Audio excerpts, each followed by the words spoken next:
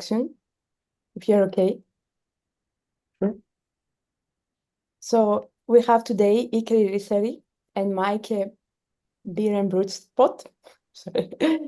So Iker did his PhD at the Museo Nacional de Ciencias Naturales, if I said that correctly, in Madrid. He was a postdoc at the Universities of Constance in Germany, where we overlapped for one day, I think. Uppsala, Göttingen, and at the Museo Nacional de Ciencias Naturales. And then since 2022, he's a group leader at the Leibniz Institute for the Analysis of Biodiversity Analysis and the Museum of Nature in Hamburg. He's about to join the Museo Nacional, I have to say that again, I cannot speak Spanish, de Ciencias Naturales as a Ramón y Cajal fellow. And he will talk to us about phylogenomics in plants this time, together with Maaike, who studied life sciences at Utrecht University. She did her master's degree at the molecular life sciences at the University of Göttingen, where she switched to computational analysis, and she's now doing her PhD in the group of Professor Jan de Vries in Göttingen, where she's working on molecular adaptation to land in plants. So Iker and Maaike, the floor is yours. Thank you very much, Teresa, for the nice introduction, and thanks again for the invitation. I'm really happy to talk to you about some of our work. So this work is done in collaboration with Jan de Vries at the University of Göttingen, where I've been working in the past, and Maaike is doing her PhD now. And I think it's really exciting, so I'm happy to share this with you. So I wanted to put the focus on the use of phylogenomics and multi-omics to understand the origin of land plants. But I think this can be, so it's an example of how these approaches can be used also to understand other big evolutionary transitions. Talking about plants, imagine how our planet would be without land plants, without forests. It would be something like on the left, quite inhospitable unless you are small, tiny microbes, very cute, but still not green. And so this only showcases that oxygenic photosynthesis was, of course, a huge event in evolution of Earth, first with cyanobacteria, but of course, when eukaryotes acquired the ability to photosynthesize was also very important, that led ultimately to the origin of land plants and to forests that we are unfortunately destroying. So here are some nice graphs that show that with the origin of land plants here in the lineage of streptophytes, there was a huge increase in the net primary productivity and also in the sink of carbon into basically wood. And yeah, this basically supports the huge impact of land plants on our ecosystems. But way before plants could colonize land, there was a process that we know as the plant restoration, was a process of several billion years during which the ancestor of land plants became accustomed to living on a land environment. And of course, the close living relatives of land plants are algae that are mostly living in aquatic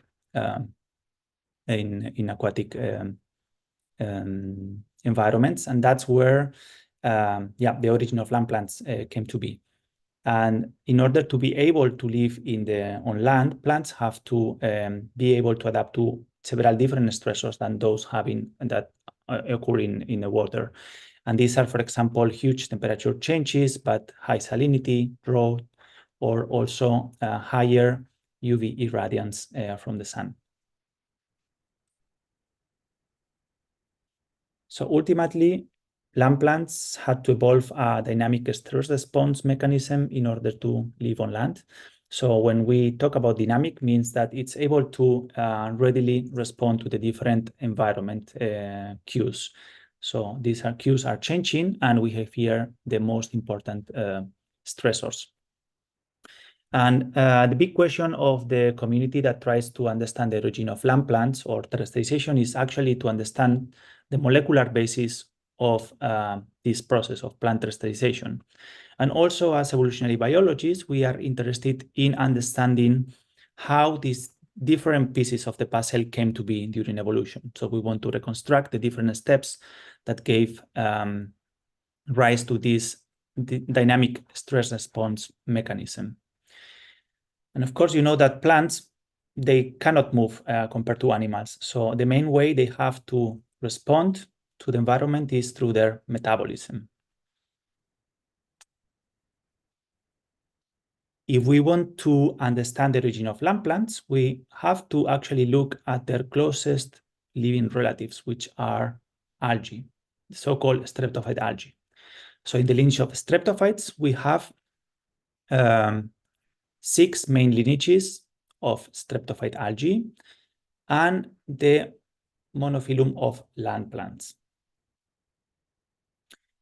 This streptophyte algae is the focus of our work. They are highly diverse, not only in number of species, but also in different growth types. We have many unicellular species, but we have also multicellular species that take the shape of filaments, but also some more fancy 2D thalli, but also 3D structures like this one. And they are also highly diverse in the habitats that they can live on. So many of them are aquatic, of course, but several of them can live on soil, rocks, tree barks, sometimes buildings, and many of them also form algal mats. So they are very diverse. Traditionally, people had considered that the closest living relatives of land plants were most likely one of these 2 lineages, the Coleochaetophyceae and the Charophyceae. I'm sorry for the names. They are not the easiest one unless you are familiarized with them. But bear with me. So Coleochaetophyceae, they form this kind of 2-dimensional thalli. They are multicellular, and sometimes they also have a branching of the cell division. Charophytes have even more spectacular growth with thalli that are very similar to basically a plant with small trunks and branches and what looks like a rhizoid, but is actually not molluscous. And the close relationship of these 2 lineages to land plants was also supported initially by molecular phylogenies, but these were mostly based on a few molecular markers. There has been there was a surprise when in 2019, the 1000 Plant Transcriptome Initiative proposed that cycnematophytes were the sister group of land plants. So not charophytes or coleochaetophytes, but cycnematophytes are phylogenetically more closely related. And this was surprising at the time because they are not the most complex streptophyte algae. They are mostly unicellular.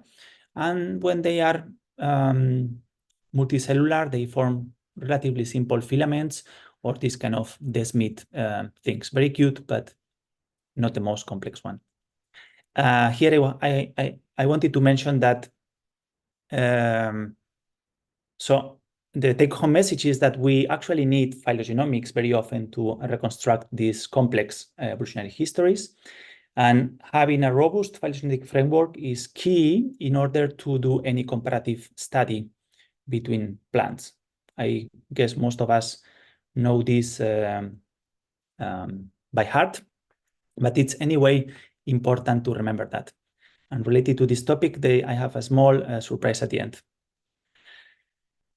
So I will now present 3 studies where we try to improve the phylogenetics of streptophyte algae. So the general backbone was already quite well established in this 2009 study and several studies that came afterwards. But what we also need to take into account is the diversity of streptophyte algae. And here, for example, I focus on the lineage of Chlorocybophyceae.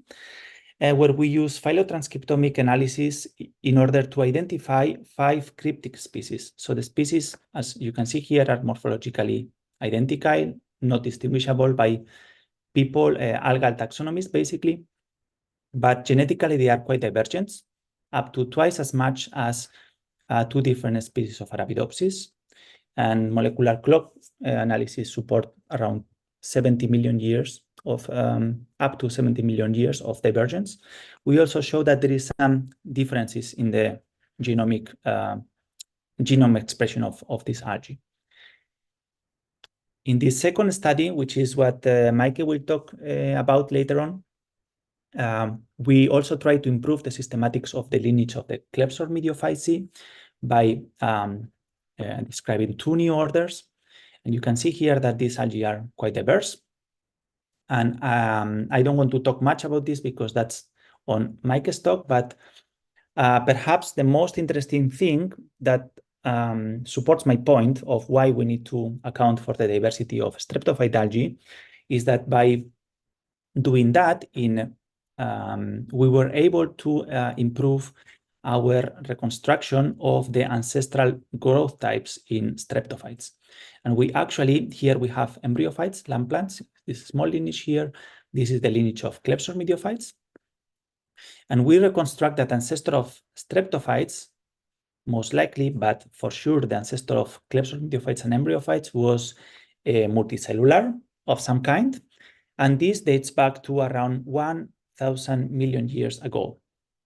We were not able to reconstruct with certainty whether this ancestor was living in water or on land. So we need further improvements on the sampling for that. And here is the third study where we focus on the lineage of the cycnematophytes, that is the sister group of land plants. Here again, using phylotranscriptomics, we improve the systematics and propose a 5-order system for cycnematophytes and try to reconstruct the ancestors, several of the ancestors. Again, here's at the backbone of the phylogeny, the ancestor of streptophytes are most of the time multicellular. But interestingly, in the cycnematophyte sister group of embryophytes, the ancestor was probably unicellular. And you can see that many of them are unicellular. But not only that, we have a reversal from multicellularity to unicellularity, but we also have a reacquisition of filamentous growth at least 7 times independently within cycnematophytes. And this might be even higher because cycnematophytes are really diverse with more than 4,500 species. So only by looking at all this diversity, we can really infer these transitions with certainty. So I made 2 main points that are of relevance for the origin of multicellularity. The first one was that we identify a very ancient ability of growing multicellularity of around 1,000 million years ago. And we also see that there are frequent transitions between simple multicellularity and unicellularity in the phylogeny of streptophytes. And it might be surprising, but actually, when you look at some species, here is one strain of Interphylum, that's a Klebsor Mediophyte, we found that it can grow with different morphologies depending on the conditions. So it can be cell clumps, but it can be 2 cells. It can form some small threads of cells, but also packs of 4, where the rotation, the cell division plane is rotated 90 degrees, and this seems to be important for the ability of forming multicellularity in algae. And how is this possible? So we think that there are several ancient mechanisms that are allowing the evolution of simple multicellularity, but also reversal, and these are conserved. We find, for example, there is this nice study recent study by Malvi and Dolan, where they talk about the ROP signaling, which was present in the ancestor of Klebsiella and all other streptophyte algae closest to land plants. But we also have ancient morphogenetic processes, such as the ability of cell elongation by auxins, that might support these multiple transitions from uni to multicellularity. But the fact that we also have several events suggests that there might be also specific genes involved in each of these instances. So there is a bit more to learn about that. Now we arrive to the second part of my talk, that is after focusing on how important it is to study the phylogeny of streptophyte algae, what we can do with this robust framework. So here I'm presenting a recent study we did on comparative genomics of streptophyte algae, focusing on 4 new genomes of signematophytes, the sister group of land plants. Here we sequence for the first time the signematophyte that is multicellular. It's filamentous, and it is also the first time that a streptophyte algal genome has been sequenced to the chromosome level. So we identify by looking at gene families that there is an expanded set of orthogroups related to phytohormone signaling, transcription factors, membrane transporters, and cell wall in the ancestor of land plants and signematophytes.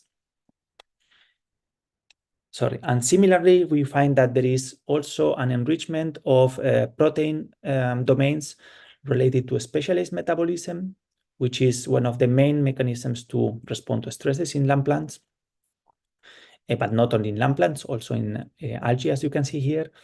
Also, genes related to cell adhesion, cell wall, transporters, and immunity. So overall, the message is that there is some increased complexity in the ancestor of land plants and signematophytes already for functions that seem relevant for the origin of multicellular body plants. Next, we use gene co-expression networks in order to identify conserved gene modules. So gene co-expression networks try to identify genes that are co-expressed together under different conditions, and is done by clustering the gene expression profiles obtained under different growing conditions. In our case, we use 19 different growing conditions and struct RNA and look at the expression values. So in these modules, what we find, perhaps the most interesting observation, is the co-expression of receptors of environmental signals together with signal transductors and targets of these signaling pathways. So this is known as the plant perceptron, and it is an analogy taken from computational biology, but that tries to describe basically what land plants do. Land plants are able to use receptors to identify many different environmental cues. These are transmitted into a network of signaling network of protein-protein interactions. That basically what they do is to integrate the different signals and produce an integrated response that is then passed on to the targets. And so basically this allows them to use different cues of the environment in order to produce the response that best fits to all these cues in an integrated way. And the fact that we find the co-expression of receptors, signaling transductors, and targets also in Cygnema, these networks here are from Cygnema, suggests that this ability was present before the origin of land plants. So it predates land plants, at least to the ancestor with signematophytes. And now I will wrap up by mentioning how cool it is that we are able to do all these things in 2024. We have a huge improvement of the sequencing and omics techniques that help us understand the origin of land plants with an unprecedented level of detail.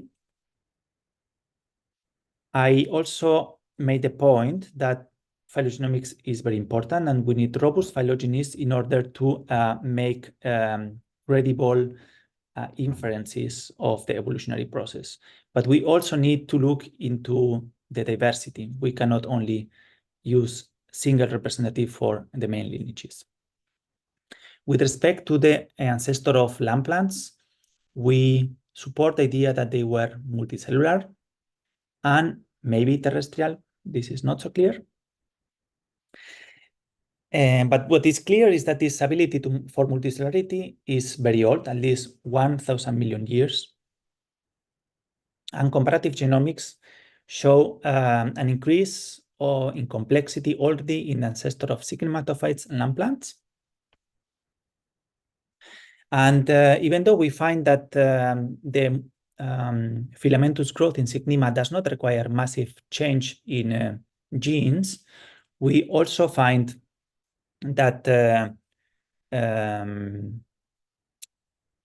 are several molecular machineries that are conserved already to the ancestor of land plants and the close algal relatives.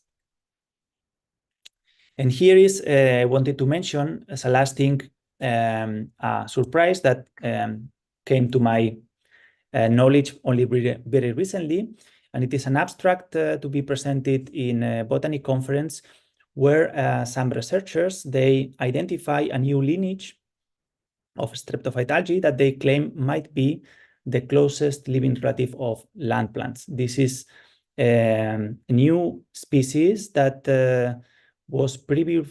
So the genus Spiroglea is currently inside of sigmatophytes, but it might be that additional study of the environment and improved phylogenomic analysis actually changed our view on the phylogeny of streptophytes. I think is really exciting, and I'm looking forward to see what the future brings to that. And with this, I would like to thank all the collaborators that participated in this work, especially Jan de Vries at the University of Göttingen, with whom I've been collaborating in the last years, and Maaike, who will tell you more about the small details, very important details that are underlying the inference of robust phylogenomics. Thank you.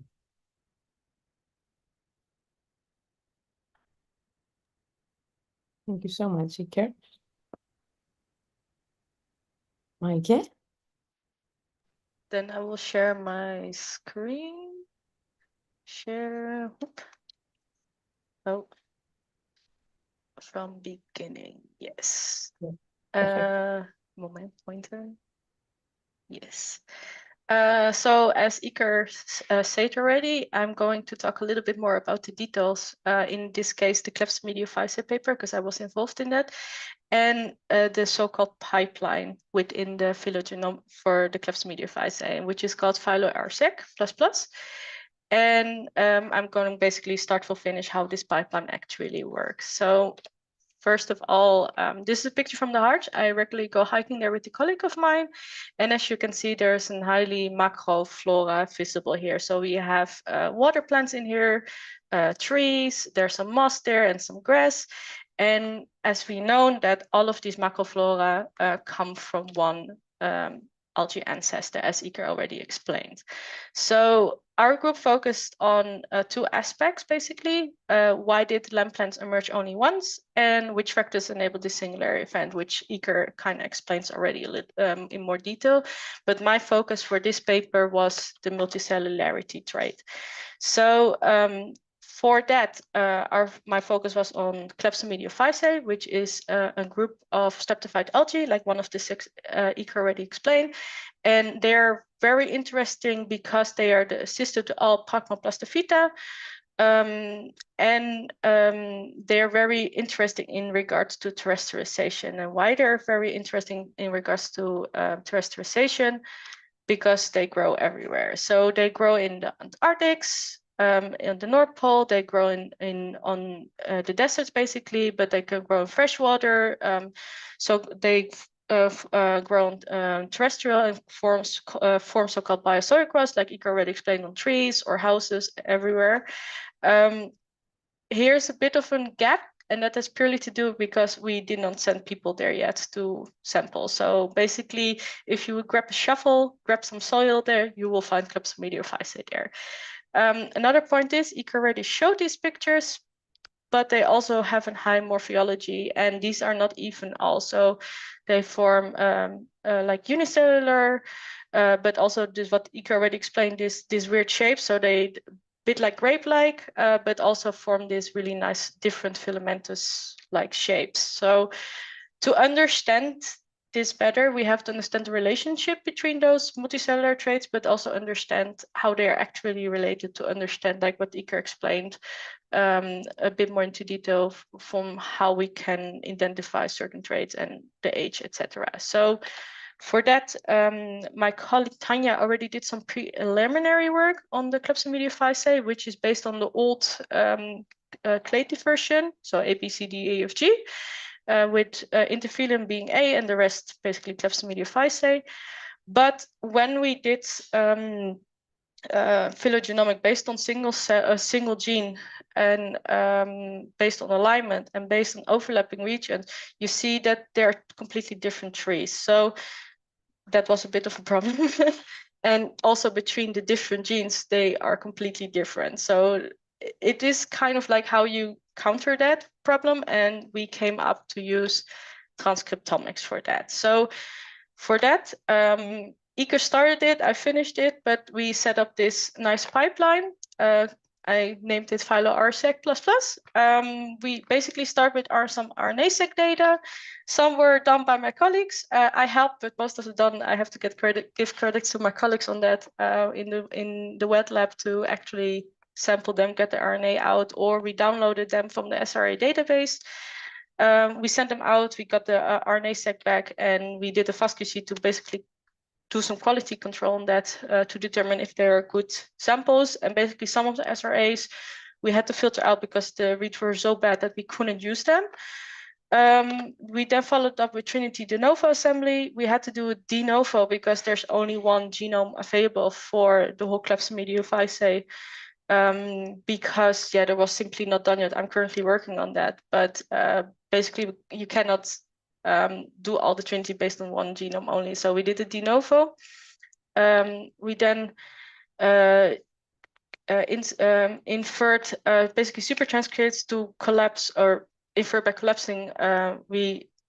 Supertranscripts were inferred by collapsing the isoforms with the Trinity implementation supertranscript. We then followed this up by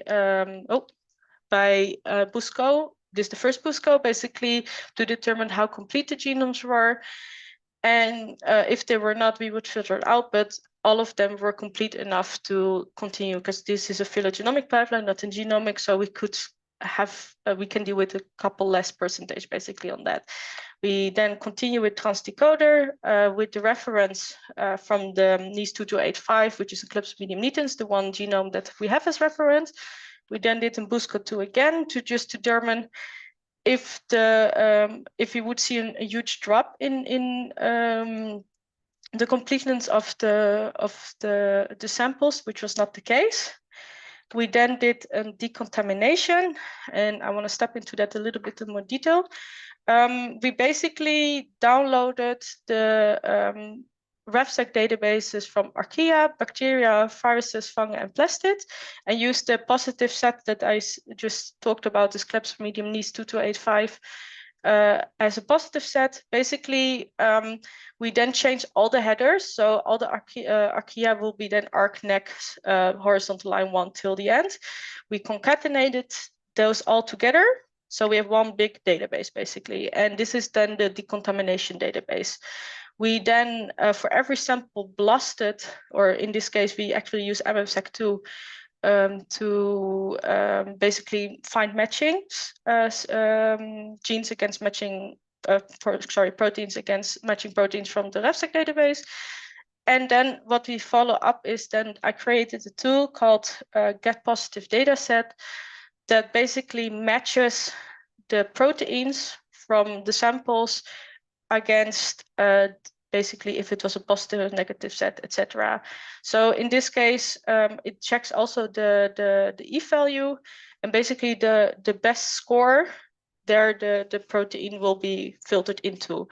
So this is certainly all the same, but let's say this will be a different protein, then this will be moved into the bacteria FASTA file. And as an output file, if there's a match, of course, every matching file from these will then have a FASTA file created. And it also creates a summary file to basically tell the user, hey, that's how much was contaminated, and you can basically check back on which ones they were actually contaminated samples to, if you want further investigation, for examples.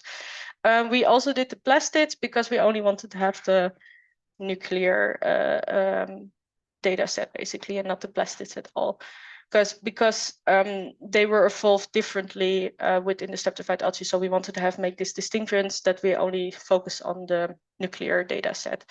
So after all, we have all these FASTA files. We grab the positive set, which is this one, and then use OrthoFinder to basically determine what the gene families are.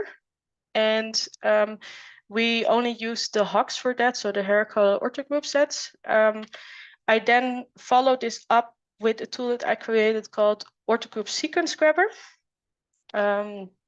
which basically the core is this file, which is a taxonomic group file. And every line represents one taxonomic group, and every taxonomic group can have one or multiple species.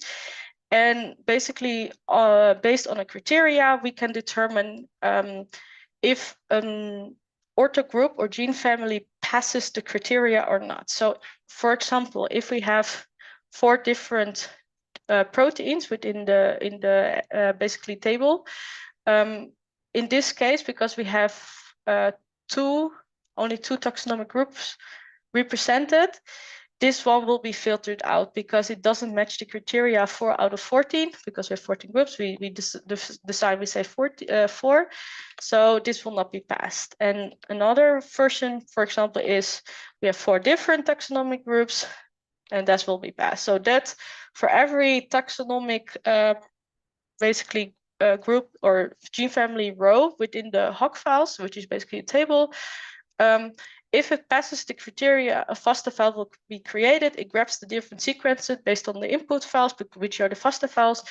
And then you have basically a folder full of passed criteria orthogroup files. So that OSG, and by using different criteria, you can basically manipulate if you want to have a tree focus on the in groups or a tree focus on the out group. To explain this a bit better, we started with the old set where we had the taxonomic group file as the one I showed before, which was 14, and we set the criteria at 10 out of 14. And then we run the rest of the pipeline as is showed here. But we saw that and also the reviewer from the paper saw that we had not so good brand support for the in-group. So the Klebsiella in the G-clade basically had a brand support for only 30%, so not high. So then we decided to use the new set, which we had the taxonomic group file for only, where we had 40 different ones with the focus more on the Klebsiella split up, so that there's only like every Klebsiella had one species, or was one line, one species. And there we had the criteria out of 20 out of 40. And by using this criteria, we could basically have a tree now that had a high brand support in the in groups, but not so much in the out groups, because we had other problem around, and then we combine it, but I come to that later. So with the focus first on the block here itself, so we have 2 different sets going based on the OSG criteria. We basically start for every set And every file, so if we have 20,000 files or 100,000 files, you will start with align and create tree. I create a tree with IQ tree and just mask. OSG, because Phylogenomics, which is the next step, needs a certain format. You basically have to give that to the program, of course. And OSG automatically does this for you. So it automatically gives the @ sign, basically the strain at gene ID. But IQ3 removes that again. So I had to, at the end, still create a tool for me to do that. So I did that. And what then follows is Phylogenomics, which is basically the issue what we have with OrthoFinder is that it gets all gene families. So it also have paralogs in there. And what we don't want, of course, we want at the end a file that only has one gene per species within one gene family. And what Phylogenomics basically does is prune the trees on basically on the branches of the tree. That's why it's pruning. And if it still matches the criteria, a FASTA output file will be created. And that can be 1 file or 12, depending on if the criteria are met or not. Because we have still this problem with the taxonomic group, and we want to keep this taxonomic group a bit more sophisticated, because if you run Phylogenomics and you can give a taxa criteria, which basically means I want at least so much species there. But of course, it can happen that you have these output files. So the FASTA file, basically with species that are very related. So taxonomic group file will be only like a taxonomic group will only be 1, and we don't want that. We want some diversity in there. So we had to rerun, or we had to run a filter Phylogenomics, which is FPPP, or which basically works on the same principle as OSG, so that it compared these taxonomic groups and basically get it out, so that you filter basically out the noise, because also you add a lot of input there, because every FASTA file will be a split from the Phylogenomics based on the original file. So at this point, we have filtered files. We have a good set. It went a bit away, slower down. Normally, you would run the tree like that, but as I said, we had the problem with a good in or out group. So we then decided, because we didn't know, and we played around with the settings a little bit more with the OSG filtering, what the right tree was. We tried with Phylogenomics some different steps, but at the end, we always came up with a tree that either was good for the in group or was good for the out group. So we then decided to just combine the two, because we had here this output from both files. So we could, why not combine them? So we did that. And basically what it uses as an input, it uses basically the directories of the outputs. It takes the names and searches into original OrthoFinder file, the gene families, and then create the FASTA files again. And of course remove the duplicates, because you don't want duplicates of the same gene family ortho groups there. So basically it creates a FASTA file again, with reduced set, of course, not like the original ones. And then, of course, we have to do again, map the IQ tree, apply the Phylogenomics format, run Phylogenomics, filter again. What this tool also does is remove the alignment and remove the gene IDs, because at this point we have already one species one gene per species within the same gene family. So we have that already, and you do not want to put that in IQ tree, because then you get a tree with, I don't know, 20,000 or if not more branches. You don't want that, so we had to remove that. So then we follow this up with the prequel step, and which contains out of 3 different steps. Basically, we start with prequel, so every file again, identify and mask the region with non-homologous adjunct characters. So it gets filtered a little bit filtered. Then we continue with Quincy MAF, which is a different alignments measurement or step than we used before, with the allow shift and unalignment 0.8 on it. And then we used ClipKit 75% to remove all uniformity sites, because of course you will introduce that when you do some alignments there. So that's the prequel step. So then we have, for every file, we have all these steps done, and then we concatenate. I have a bit of a delay. Concatenate this with fix. So basically all the files are concatenated. We follow this up with ClipKit, with the value then of 65%. So at least with basically the uniformified threshold set on 65%. We then follow this up with model finder with IQ3-1, because for some reason we couldn't get it to work properly with IQ3-2 because we wanted to add the model LG C60, but when we tried it with IQ3-2, it was not showing that actually take this in consideration. So we did with IQ3-1, and it showed that actually this particular model that we wanted to add was the actual model that should be used, or was the best model. We followed then this up with, I don't know, this with the IQ3-2 with the model with the final tree, and continue this with the PMSF, and then we have this beautiful tree. And I quickly explain it a little bit. So basically, Iker showed this tree already, but we have 3 different orders. I come to that soon why it's 3 different orders and not 2 or 4. So the clepsomedialis, the entrantialis, and the homedialis. And basically every dot that you see here represent 100% brand support. So it's really high, with some exception here, and the lowest is 97.9. So we were very happy. The only issue what we have right now is that the this little clade here, which is a Clepsomedium fluxidum AE1A and the Clepsomedium fluxidum 2307, which contains the BC clade, are now together with the interphyllum clade. And that's quite of an issue because interphyllum was discovered first. And if this is true, you're not calling it Clepsomedium physae, but it's called actually interphyllum physae then. But we decided to not speculate on this too much yet before we have more samples of this BC clade. Furthermore, we have a nice representation of now the G clade and entrantialis and as one order, and then homedialis with homediala and the Streptosarcina species here. So why is it a 3 order and not a 4 or a 2 order?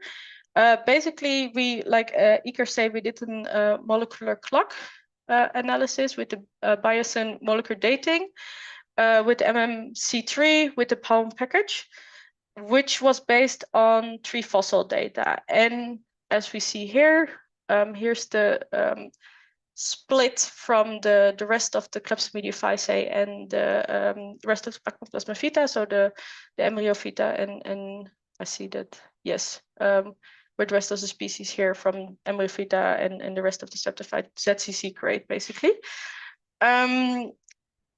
What's interesting and why is it important that it was actually 3 orders is because to say it right here, you have the this was roughly 830 million years ago. So this is the common ancestor of Clepsomedialis. So the split between entrantialis and homedialis and the Clepsomedialis was roughly 830 million years ago. And this one was roughly, I think in my head was 600 million. No, I'm saying it wrong now. 600, I think, 600 plus, or 450 or something along the line. But in comparison to the rest of the Clepsomedialis species age time, that was one magnitude shorter. So based on this, we can say that the split between this and this is a lot higher, and the split from the entrantialis and homedialis was so distinct in the past that we can say actually, okay, it's a 3-order system and not a 2-order system, but also because the age between the different like the Clepsomedialis group is so shortly on each other, and we cannot really say something. We have to have more fossil data on this as well to actually say if it's too distinguished. But as you can see, the time between here and here is a lot shorter in comparison to there. So that's why we say 3-order system and not 4-order system, as we would split this one, for example. So then we follow this up with ancestor characters. So state reconstructed, with Iker explained already a little bit. We did this with phytals. In this case, it was a symmetric setup, and that means that basically we say that the transition from unicellular to multicellular is equal from multicellular to unicellular. So there's no distinction. It's not harder for the species. And we basically, like Iker already concluded that the common ancestor from Mediophysce was of multicellular, and this also counts for the common ancestor from Mediophysce and Pragmoplastifida. We cannot say for sure later on, but as is shown already, or Iker explained already, that the trait is from the multicellular trait is at least 100 billion years old. But it's probably much older. I mean, they recently a paper from Phylogenomics with Archaeoplastida also showed in other algae that multicellularity was already a thing there. So the probability of it being multicellular, the trait itself, that it's already consisting in the stratified algae is a high probability, and the gain or loss has to be further investigated on genomic levels. We also did an ancestor character state sequence 2, which is basically on the differentiation between the sarconoid shape, what Iker already showed with these weird graves. It's not like the whole filamentous, but like grouping together. And here we actually can see that, again, probably it's more likely that it's filamentous and from the common ancestor, but we don't know if it's the common ancestor from all stratified algae, and also if it is really filamentous or sarconoid, but it is probably multicellular. So the next thing will be what's next. It's my last slide, by the way. I'm currently running on the Cyclometaphyceae, like Iker explained already with this Paraguaya, and so I'm also focusing on that, like to check the multicellularity. Has it all had what Iker showed the paper of is had roughly 50 species. I have more than 3 times. I have like 150 samples from all the Cyclometaphyceae, so it shows a better overview what the traits will be. Then I'm also running it with the Coleucidiaceae because we want to also understand this species a bit more, but I'm waiting still on sequencing on that. And as I said before, we want to understand this BC clade, if they're together or not with the interphylum. So I'm currently rerunning the pipeline with 10 additional species strain. I'm also running a genome analysis on 5 different Mediophysce, 2 interphylum, 3 Clepsomediums, just to get a bit better overview between the hopefully also the different morphology, but we have to check for that. And then finally, because these are just pure scripts, and C++ programs, I want to basically make one big C++ tool with a web interface so that people that are not so bioinformatically skilled can also use this pipeline in a more easy setting so that they don't have to run on the command line basically. So, and currently the stuff can be found on or my code and scripts can be found on my GitHub, which is just, if you Google MGBieren and then Mediophysce, you will find it. And then I want to thank you very quickly, my thesis advisory committee, because Jan is not so focused on programming, but other people from my advisory committee are. And of course, Iker, because I ask him a lot of questions. Sometimes it might feeling a bit dumb questions, but I'm really happy that I always have like a person to talk to about this. And the rest of the AG de Vries, of course, because without their wet lab skills and other stuff, this would not be possible. And of course, my PhD program, the Impress from Genome Science, my university, and all the funding. And I also want to really point out the SAG here, because without their collaboration, we would not have been able to have all these different samples there. So yes, that was my my side of the talk, and thank you for listening. Oh. Thank you so much, Bo. This was fantastic. Amazing to see the general overview and the scientific story, and then all the details with a very hard pipeline. Yes. At least from my point of view, it seemed really difficult. So we have 2 questions from YouTube, and I will start with them. Yes. So the first question is from Paul Simeon. Thanks for the talk. How many markers did you manage to concatenate at the end? And how long was the corresponding supermatrix? Iker, for the final tree was 720, right? For like the Yeah, something like that. But we started to give an idea, like from the total start, we started with almost 200,000 orthogroups. So from that on, totally to the end, with only 700 markers or loci, it's quite the necessary step, and finding the right filtering was quite a challenge. I can imagine because filtering was really dense and in many different steps. So I will add one of my questions here before I move to the second question of Paul, which is if you want to run this pipeline to a different system, how much fine-tuning would you need to do? Because it's really important that what you said, it's then afterwards built for people that are not bioinformatically skilled. Yes. And running the whole process would require really lots of fine-tuning, right? Yes, I mean the fine-tuning I think is in the filtering itself. I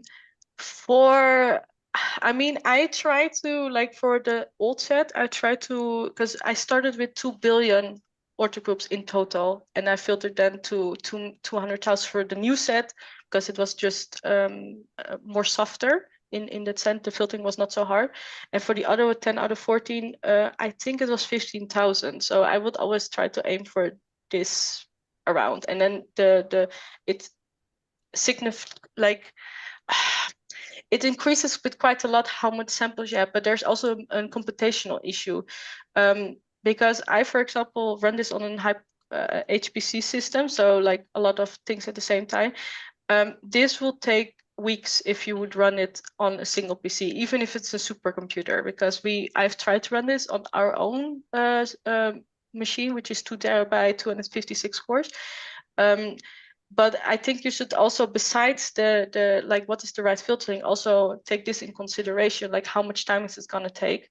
I do think having now the setup as in we do traditional taxonomic groups, which is the old set, and then the new set is really the split between all the species and take the half of those. That's the standard what we went for. And then we had the outgroup for another filtering step, which was the filtering after the PP phylopiperner. We had a taxonomic group with only 4, and then we had basically 2 in groups and 2 out groups. And we basically said 2 out of 4 because you have to remove some, because otherwise you have like 3 or 4 species and they're all related. That's not of information, of course. I would still target for those, but I have to try. I mean, this is something also what is in work in progress for me, because this set was only done with 60 different species in total, so also the in and out groups. And with the Signema, I closely to like 180. So I have to try that out, how that goes, and then I can fine tune it a little bit, what should be the right thing. But the most important thing is the taxonomic group file. So if someone change that, of course you will get different output on that, but it's something I would also like to try this to run with all the stratified algae that we have, because we have most of the RNA like that, because I'm not the only one working. I do phylogenomic work, but a lot of other different people from my group work, of course, with different stratified algae, and to just check. I cannot say for sure yet, but it's a work in progress. To make a long story short. Okay, so Paul has another question, and it is it's also about filtering, but different type of filtering. So also, how much paralogs did you have to filter out after using OrthoFinder? Asked in another way, how much duplication was present and or problematic in your taxonomic sampling?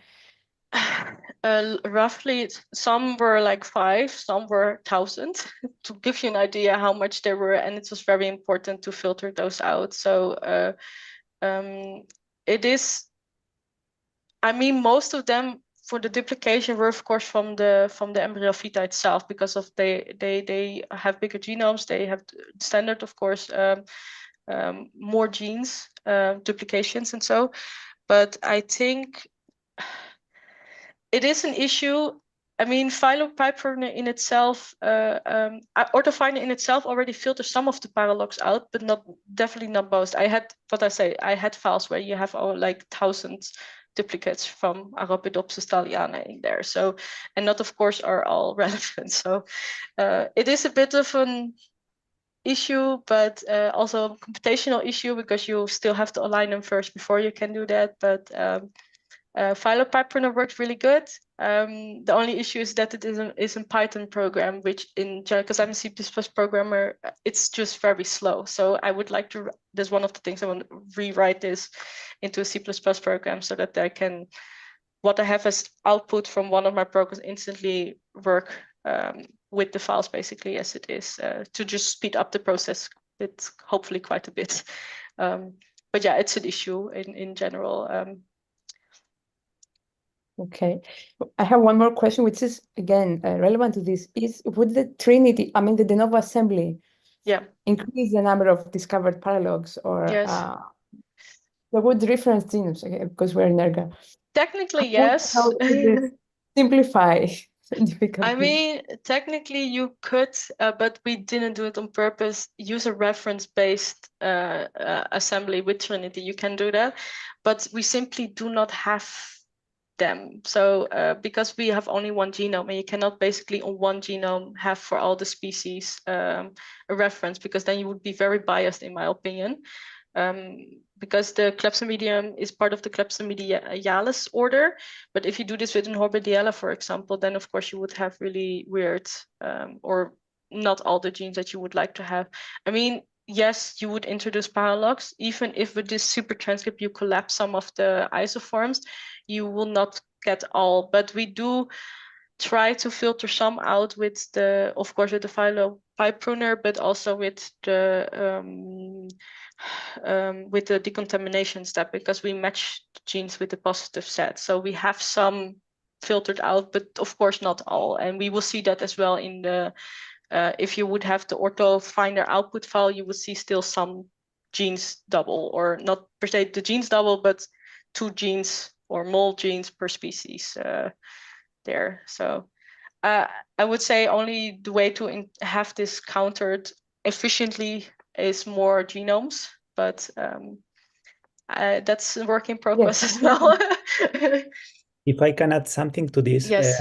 so of course, if we had chromosome scale, telomere to telomere, yes, de novo genomes for all these species, for all these strains would be great.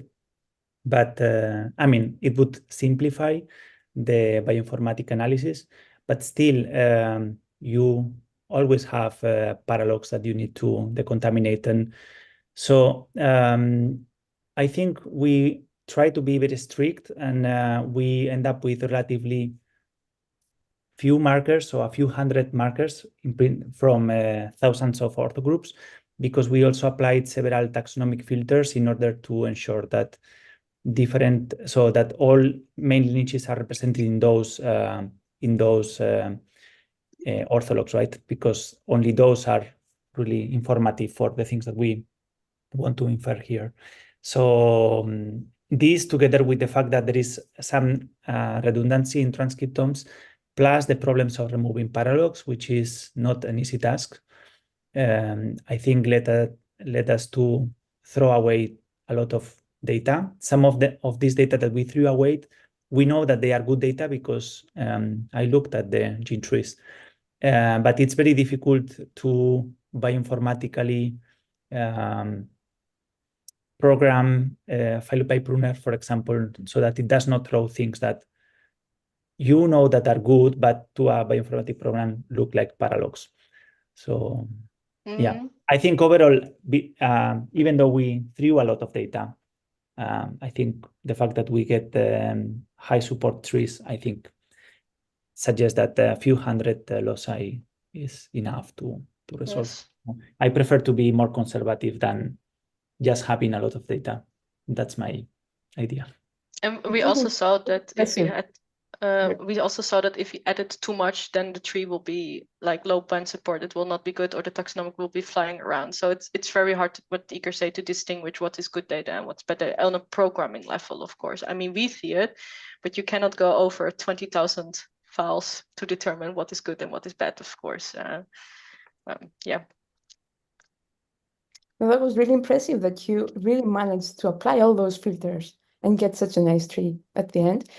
We have 1 more minute, and I would like to ask a very quick question, which is, what would be then the main difficulties in answering such a deep phylogenetic question? Because 1,000 million years, it's really deep. How would you put in 2 or 3 bullet points? I can answer that. So I think it's a deep phylogenetic question, but we also actually try to infer deeper ones with the same molecular data. So I think it's not among the most difficult questions to address. I think when we talk about Bierenbroodspot or chloroplastids, I think we are still okay. We have enough data to resolve them with relative high certainty. Of course, when doing phylogenomics, we have to also take into account the model fit. So probably using complex models to resolve difficult branches are important. Plus also the length of the branch that we are trying to resolve is important, because when we have short branches and they are deep, these are the really difficult questions. I think so far we did not find one of these super tricky questions, but maybe I'm wrong. But yeah, I think with the data at hand, one can get a relatively good phylogenies for this. I think the focus on streptophytes should be really on accounting for the diversity. There is a lot of diversity that has not been studied, and this kind of phylogenomic approaches to the systematic of streptophytes are also relatively rare until recently. So I think, as I also mentioned in my talk, by identifying new lineages that are out there we don't know of, will really change the thing, besides having more data and better data and so on. Great, thank you so much, both. This was a really nice seminar. Thank you for having me. Looking We're forward to awesome. having you again in Data Analysis Committee. Yes. Awesome. Thank you. Bye.